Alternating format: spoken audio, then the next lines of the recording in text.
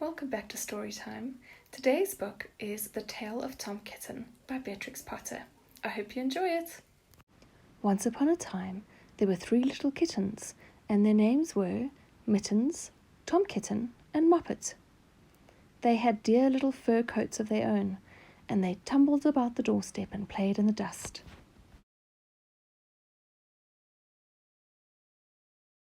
But one day their mother, Mrs. Tabitha Twitchit, expected friends to tea, so she fetched the kittens indoors to wash and dress them before the fine company arrived. First, she scrubbed their faces. This one is Moppet.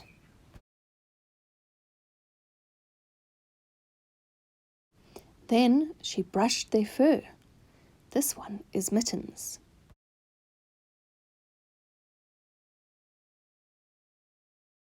Then she combed their tails and whiskers. This is Tom Kitten. Tom was very naughty, and he scratched. Mrs. Tabitha dressed Moppet and Mittens in clean pinafores and tuckers, and then she took all sorts of elegant, uncomfortable clothes out of a chest of drawers in order to dress up her son, Thomas.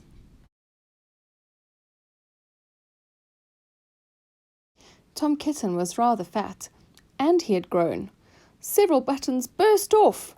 His mother sewed them on again. When the 3 kittens were ready, Mrs. Tabitha unwisely turned them out into the garden, to be out of the way while she made hot buttered toast. "Now keep your frocks clean, children. You must walk on your hind legs. Keep away from the dirty ash pit, and from Sally Henny Penny, and from the pigsty, and the puddle ducks." Moppet and Mittens walked down the garden path unsteadily. Presently they trod upon their pinafores and fell onto their noses.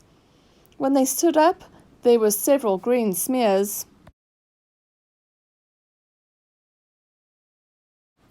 "Let us climb up the rockery and sit on the garden wall," said Moppet. They turned their pinafores back to front and went up with a skip and a jump.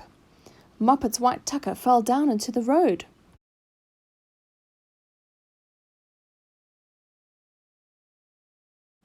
Tom Kitten was quite unable to jump when walking upon his hind legs in trousers.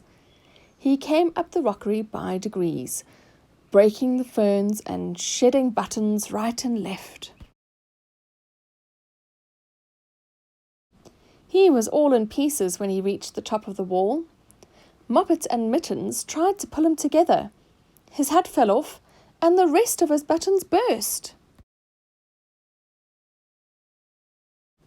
While they were in difficulties, there was a pit, pat, paddle, pat, and the 3 puddle ducks came along the hard high road, marching one behind the other, and doing the goose step.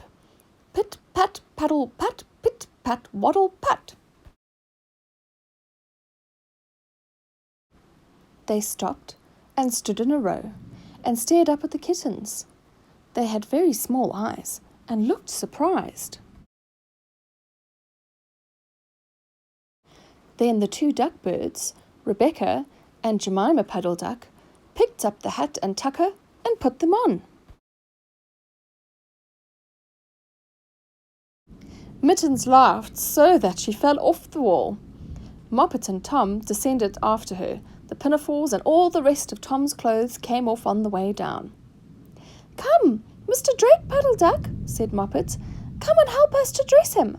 Come and button up Tom."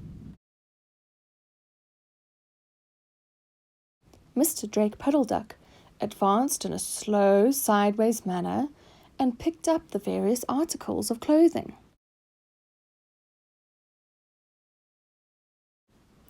But he put them on himself. They fitted him even worse than Tom Kitten. "It's a very fine morning," said Mr. Drake Puddle Duck. And he and Jemima and Rebecca Puddle Duck set off up the road, keeping step.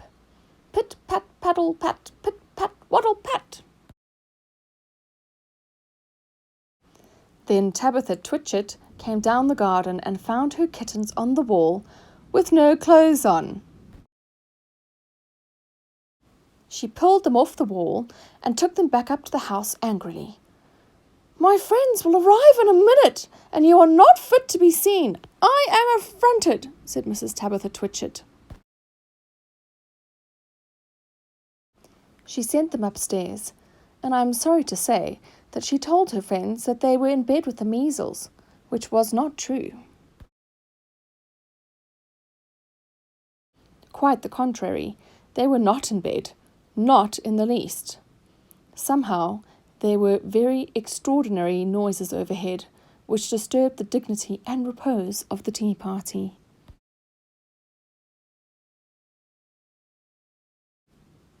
And I think that someday I shall have to make another, larger book to tell you more about Tom Kitten.